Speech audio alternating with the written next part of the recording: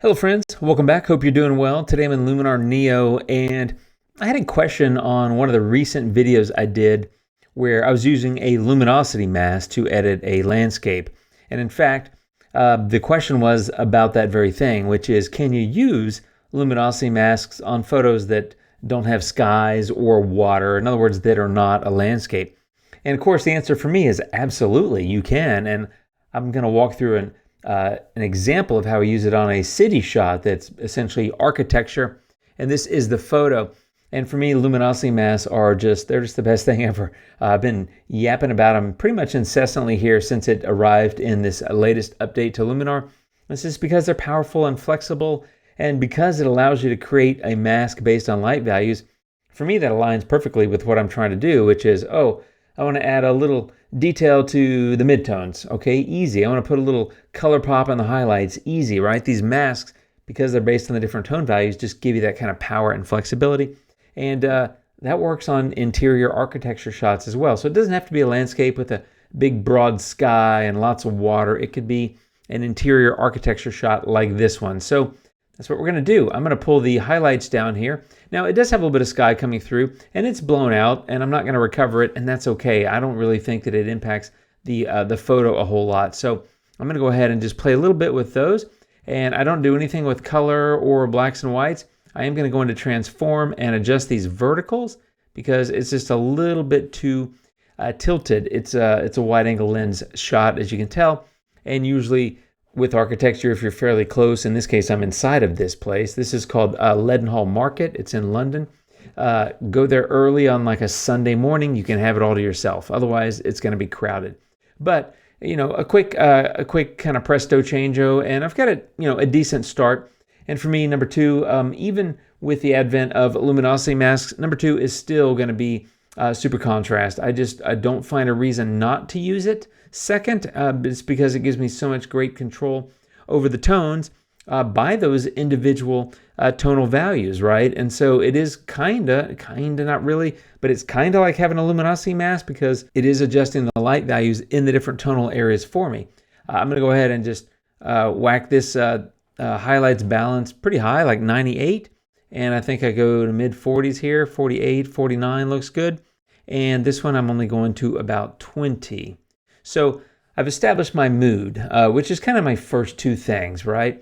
Develop raw, super contrast, pretty much always the same, but that's what super contrast did. And the before and after of the two tools together, obviously the verticals have shifted. And by the way, I did crop this into a 16:9 before starting the video, but other than that, there were no edits. So apart from the crop, the photo started like that, and that's where I am now. And so the thing I would do next is I would want to go apply some structure to the photo. Now, because it's interior architecture, you might be tempted just to come in and say, well, let me just crank up the structure, and I'm going to go high. Let's go 66. It's a little too heavy-handed for me, and that's why I like to use luminosity masks, because I can identify specific tonal areas that I kind of prefer to apply this to. So I'm going to go ahead and get that luminosity mask. And for me, I don't really care about a whole lot of detail up here in kind of the brighter parts. And so that's where I can just come in and start applying it to more of the shadows. And so something more like that might be pretty good. Just experiment. Every photo is different, of course. I think I'll do something about like that. So let's call it that. I left out basically the brighter parts. But if you look now at the structure, it's a lot more of the stuff that's kind of closer to us because the darker areas are closer to us. And so that's two things that helps me with. Number one is Structure AI actually does kind of brighten the photo where it's added. You can see the before and the after. That's one thing to keep in mind when you're using Structure AI is that. But also number two is the darker areas being closer to us. I would expect to see more detail in stuff that's closer, less detail in stuff that's further.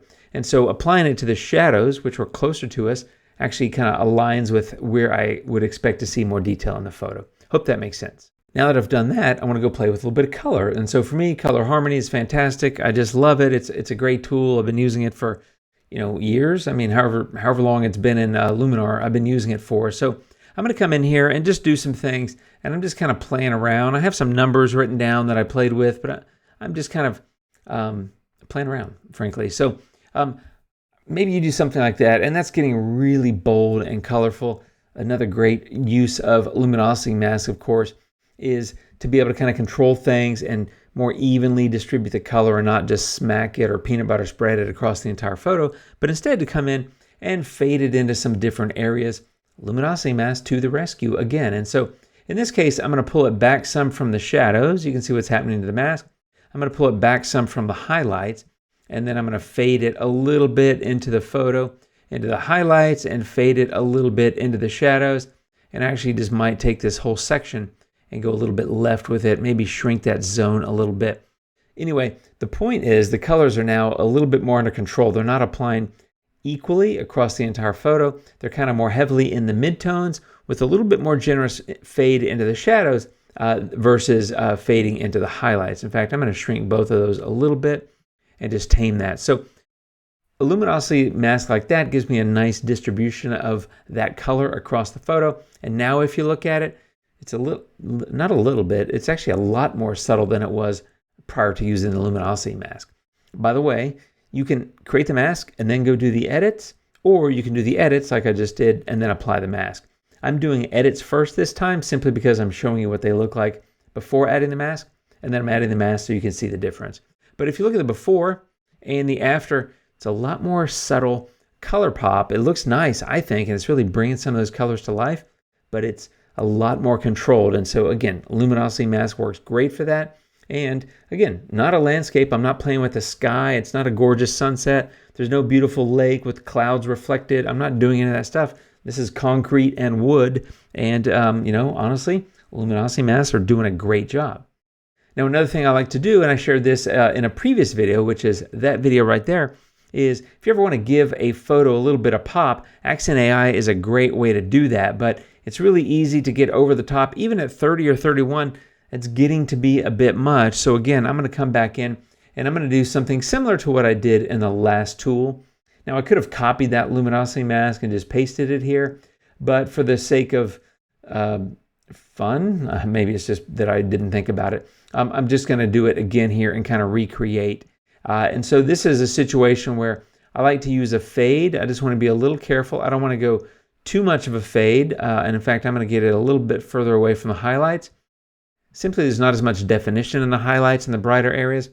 I like that. It's a nice little pop across a good bit of the photo, but fairly controlled. And so now if I click on adjustments, you can see that the edit with Accent AI at 31, it's a nice little pop, but it's not as significant as it was when there was no luminosity mask in place. And at that time, it was applying across the entire photo. So again, before and after, nice little pop, nice control over the image. And remember, Accent AI, it's like 10 or 12 different things that it's doing. It's light, highlights, shadows, contrast, midtones, color, all kinds of things, saturation, vibrance. It's got a lot of stuff wrapped up in it. So the before and the after can be pretty significant. But even with the luminosity mask, I can start moving this up. And because it's only hitting certain areas, it doesn't have quite, and I'm at 60, which is a lot, but it doesn't have the kind of, oh my God, my eyes are burning kind of feeling that you might have if you use it across the entire photo without a luminosity mask. I'm going to go back to 30. I think it looks better there. And the last thing is really just a vignette where I'm going to come in and wrap this thing up. And that's simply because I like vignettes. I love inner light. It's one of the greatest things ever. And being able to place the center of the vignette, something like that, is a nice little pop in the photo and nice adjustment to the light. Also creates a little bit more shadow across the top of the roof there where it's a bit brighter. So before and after, right? Before and after. And that's really all I would do to the photo.